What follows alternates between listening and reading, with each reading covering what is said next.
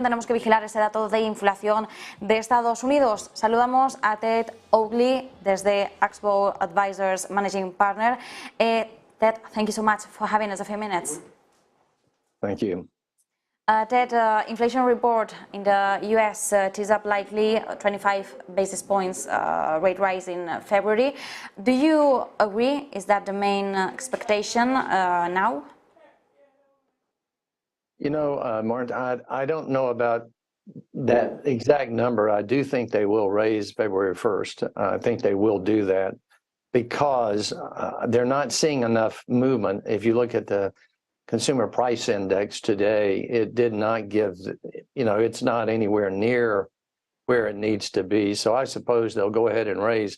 Now, what level they raise, I don't know, whether it be 25 or 50 or 75, but probably 25 or 50, but that's what we would be looking for.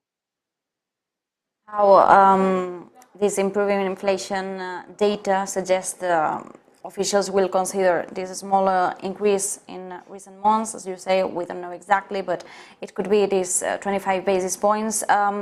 Is the 2% target inflation in view? Or do you think these declines will push inflation towards the Fed's target? Well, I think what would happen is, I know they want 2%, but if you look at that, you know, we went through a really extraordinary period for about 10 or 11 years where it was extraordinarily low. I don't think we go back to that, actually. There's other things going on in the world that would lead us to believe that, yeah, it comes down. And maybe it does come back to 2%. It's hard to say, but I think the only way it would come back to 2% is if you're in a fairly hard driving recession where business is really slowing down. But we'll have to see what happens. Mm-hmm. We'll have to see what happens exactly. And Ted, we start the earnings season this Friday in Wall Street. What can we expect? Banks will be the first ones. Well, Marta, I suppose the banks would probably do okay because they haven't had long enough yet for their loans to go bad, but they will. Some of them will go delinquent on them. But in the short run, their rates have gone up and a lot of their loans are floating rate, so they make a lot more money. So more than likely, they'll announce that. Now, they probably will not do as well on the investment banking side and on the trading side, but I think generally they'll be okay, but it's not something we own because we think they have trouble ahead after this first month or two. So that's not something we do. We're looking for overall, though, for the earnings numbers, the first few quarters, 2 or 3 quarters, to be worse than people expect, I would say. And Ted, any investment strategy that you have in focus right now?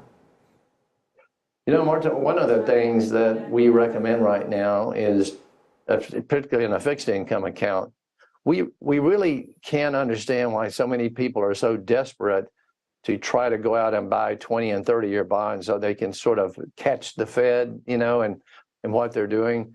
We really think, why not just keep it at 1, 2, 3, 4 years and get 4.5% and not worry about that. And I think people are trying too hard to try to front run the Federal Reserve when they should just look at absolutely what they can get on a short-term basis.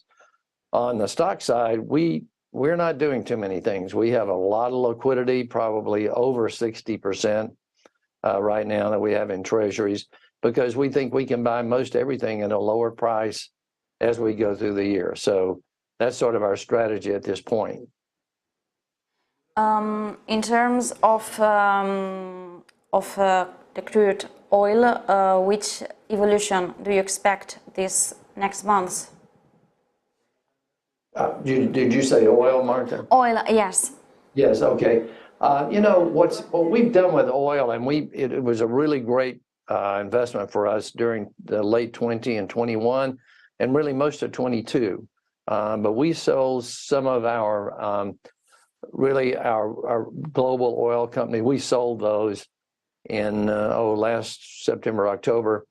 And the reason we did is because really when oil peaked, inflation peaked, and then they both come off together. You know, there was $123, $124 a barrel. we look for that to go lower. Now, we do own a lot of basically 2 or 3 oil royalty companies. So if oil takes up to the upside, we'll participate with it for sure. But we don't own the multinationals anymore in that. And we also own quite a few gas pipelines. We like the pipelines in the natural gas area. Thank you so much, Ted. A pleasure, as always. You bet.